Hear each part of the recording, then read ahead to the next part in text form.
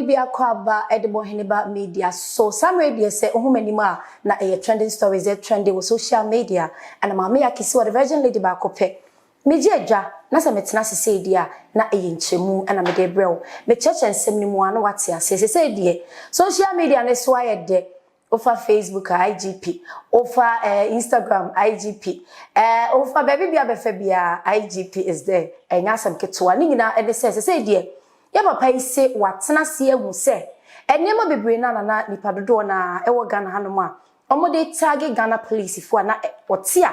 and as I say, sometimes ohu bia na nere ahopa. Na say de obehwe say law and order ebetimi akoso e wo Ghana mem hanom na niema etimi akoso toten. Eno enanam so ama say de yetwetwe asofofo ni bia. Nkane no mutimi kansem na omafo mo ho adi omutimi kose fie empa ne kana mo de ato nipa bi so say bam. Me kai mre bi sofo bi nkomo o share me say me na mana misro mituka na misro me fa na misro. Say yes wa wonim. Na be kose fie empa panic. Edi ato onipa da sani so no wan hye ya asemato we na police fo nyina tena se e na oma dwendwen sem bi ho eni asofofo mpanyimfo a ye hye police ni mu a ye wo grade ACP a oda no a ono nso oye head of public affairs a ye papa yi oye PRO ono na ye kasamafo e ma Ghana police na ye papa yi edin ede ACP Kofi Fori ni din eno na ye papa yi akasa pa ne nsem a waka ene ne panyimfo nyina tena se omodwene ho a wode aba bedum ye de aba bebom segban ni nyina ene se ye papa yi se wa wonim na ye prophet wo ye sofo ana wa wo de wo se wasu bo se yakopon yi asema kire wa sebimpraduasa woni evidence a wo beka asem bi dia beto Ghana public so wo hono ma wutimi begina social media no beka enche atore enche bi besi na no yete kwase yesi ye bewuwu ebo bi ba be muni atoye so sa fears no fear and panic ni bi no this abrofu em de chebrofu bia sa fear and panic no wa woni na be ko si bi dia to Ghana man bi so anase Ghana ni ba awo Ghana card e so Ghana ni na de beto ne so no ene wa wo to man ni mu no utimi ede asemwe ba utimi report police fo be som omo be ye ho adwuma de amawo sanso ena wo ba be kansem bi ena wo be hyenkom bi de to Ghana so na se de wo se kona nkone sa wo nso so oni emra no e wo bi ka yenkonko tie ACP nsem a all kano ebi ye ba sese na ga we nyina ba to the floor ena ye pon e ka se we say exactly my name and only evidence now emra no evidence you operate within the state and the state laws must also need to be respected. Okay. Well, Fanama Mimusan say, Fan say, so for me, Shankom said me a bebum to Makumaku 30, a prayer chemui. Now, me do me get on post at 30. Not just me we print the chum code at the young moment too. Now,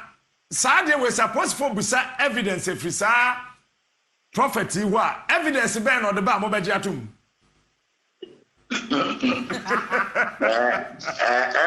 Evidence and there's police ball quite near the court. Evidence is weighed at the court. Oh, okay.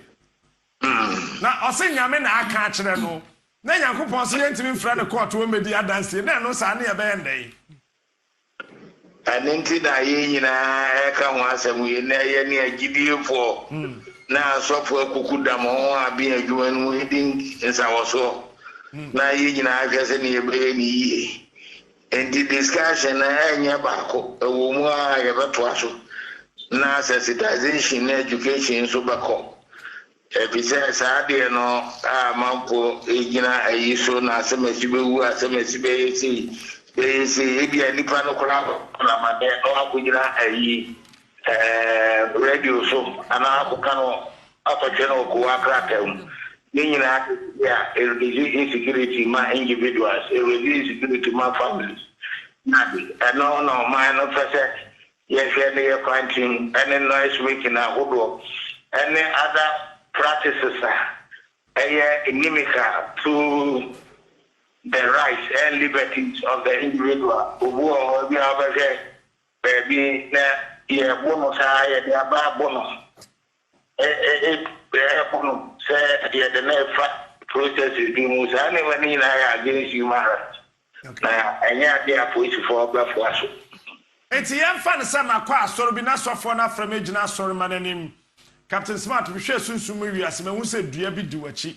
na edua ne di wachi ne ogina edua ne mu abae me hwe me bonkum so sunsum wiase ne me hu so abaya bi kutapia de di wachi na sunsum wiase no me hunu se ensuo bi da wanim na abaya ne de pia no awo mo ato nsuo no wo sunsum wiase ne nyame da na di kire me se ensuo no esesa kala na me hwe na aye kokko na me hwe wo sunsum wiase no me hunu se enche ubewu waso da na nim ho no se me yam hye me a metimi abebo posifo amane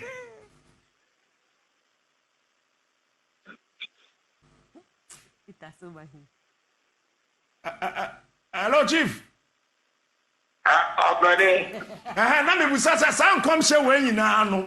sa me gina so dem ho no fear and panic ne kamia metimi abebo police fo amane say individual no yamba nze obi asareba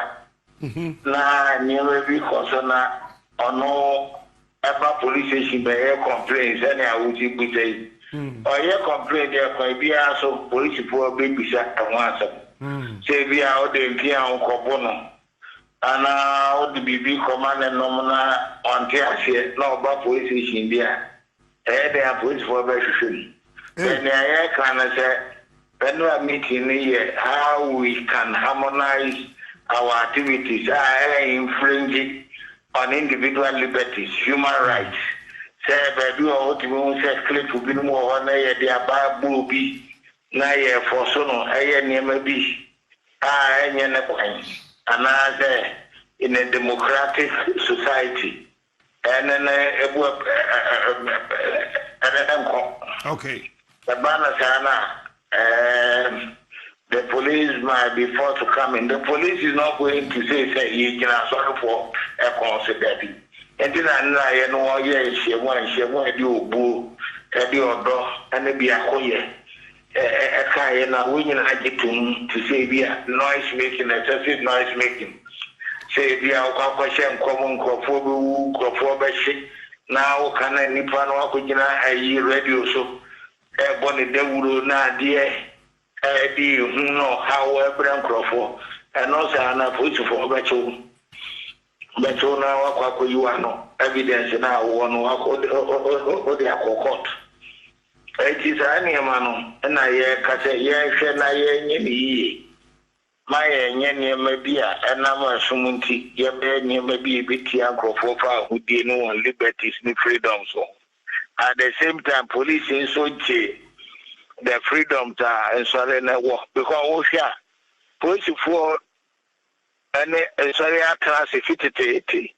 but I will be a new one. Now saying, now, quite say, Nima Bibriba, na the Inspector General Police and the police administration is of the view, say, but I say, a sanitize grounds. Na send na nyem esiko no wa hwa na eden sempi aba ndi you process e ne kwan so na na mpanimfo akukudam presiding bishop of some of the major churches in the country going na baby and my willing to also contribute to it and the resource persons no moderators in the police administration meaning na that kind of fan to ko bi any Intinia can say, and so emo what is all be the laws of Ghana. So now be Koni, na my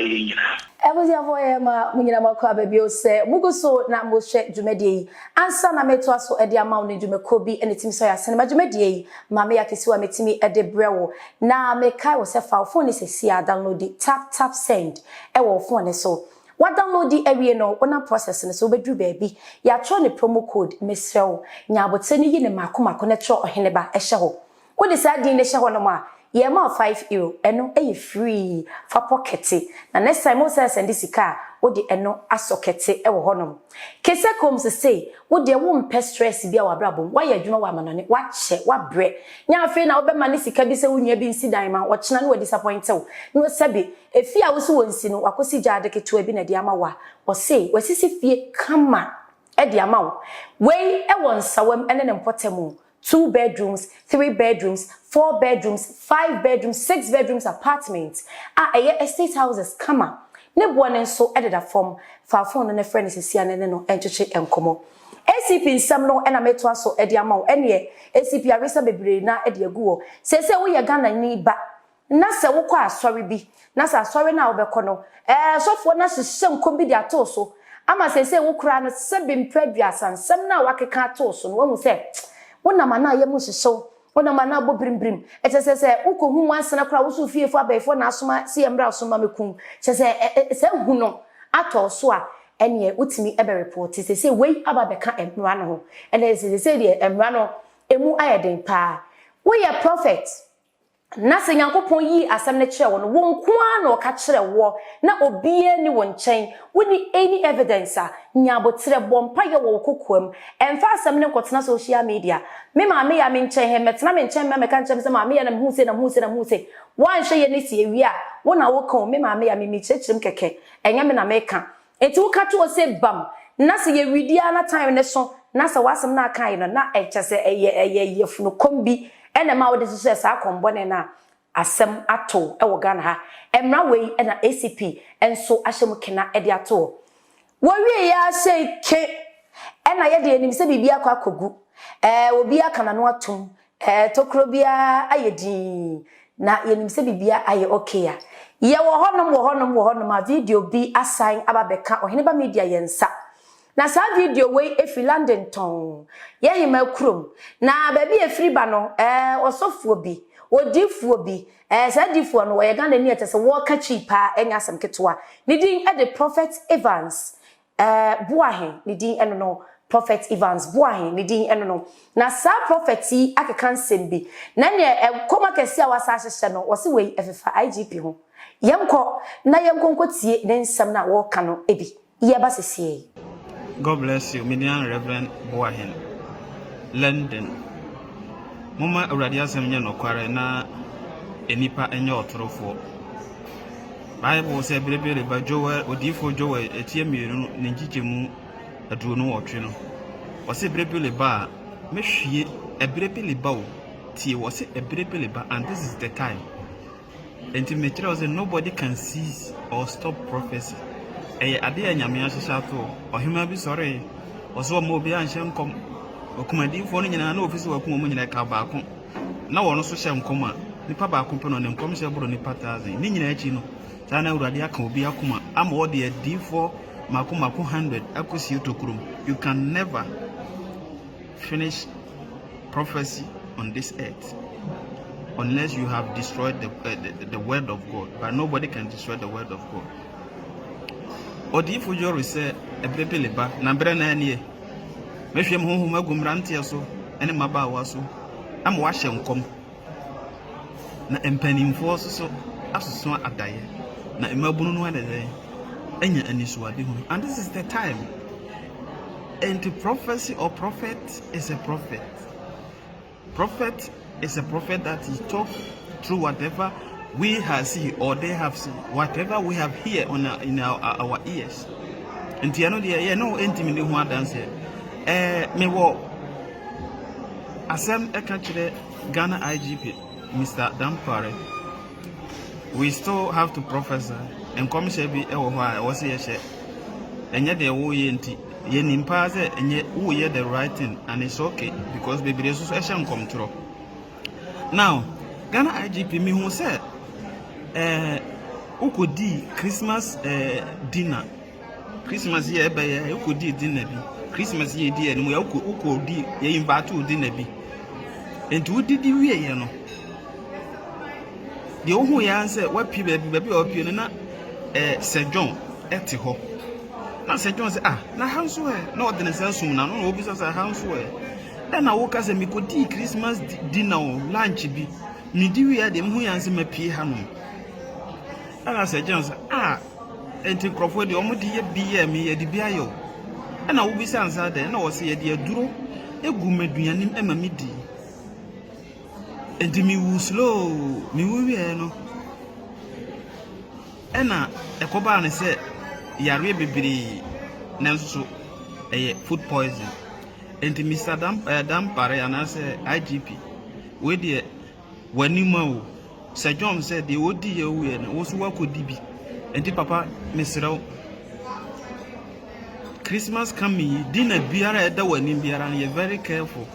enya nsam na mehu ye we de wose aduanim ene ye digu ye enti adwuma na wo ye na krofo abo abaso sa no be very careful what did you that's all I saw. I have nothing to tell you and I never lie or enye edini ene ye ba pege se kedin kwa de ya de pedin age o heaven nanso so asem ya make kan se man kan kire ona so ukodi aduane bi na se wu sesi a papa me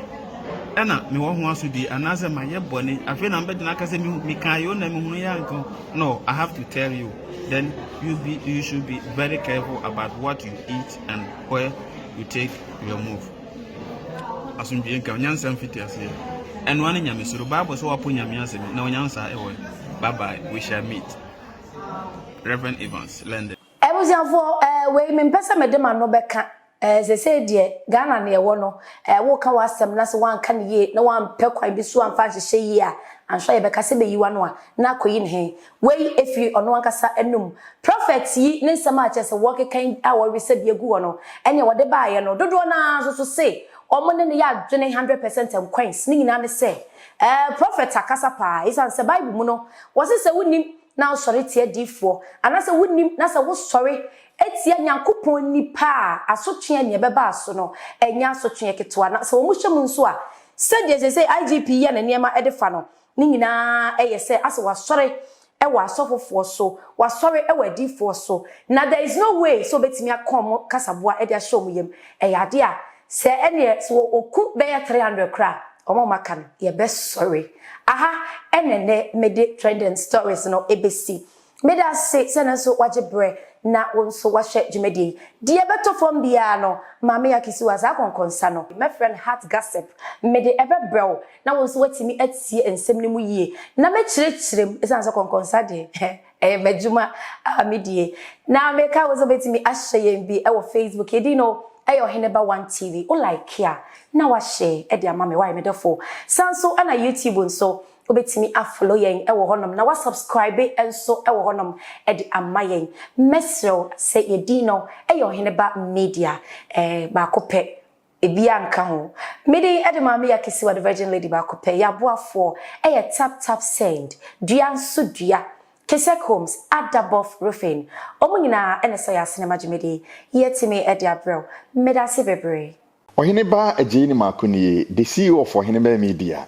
kane no sebe mane mabusuafo ne madofo e wo Ghana agye 74 bi so ana mekosi kakrabia na mahwa kodi line so sese de tap send aba amasika mane am de ko Ghana no ayemra ama me pa sese am wo Europe yi sempese me send this kakom madofo wo Ghana eno an se mafa me bua phone yi ma download tap send app no me telephone so de me hia ni onipa kra me send this kana komana no ni mobile money account senso bank na mpese me de fa eno an ne bank account pe sima kakra bi na ne nsa kan sika no yi na de fast na de mo Heneba magia tum kra ne se Europe ha na wo a ubetimi asend sika ko Ghana afana ba bia akoma abusuafo afei untua commission bia wo obo sika ho ba ma wo Heneba ne mabusua de e tap send ya na de send sika ko Ghana abribia onua sa wonso pesa wo de tap send ne bi send this can all download application there shane so say edru bia bi obebusa say promo code eno ane say odi medin ahye ho Heneba keke no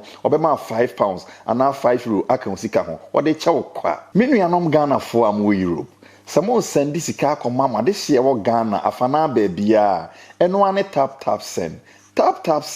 papa no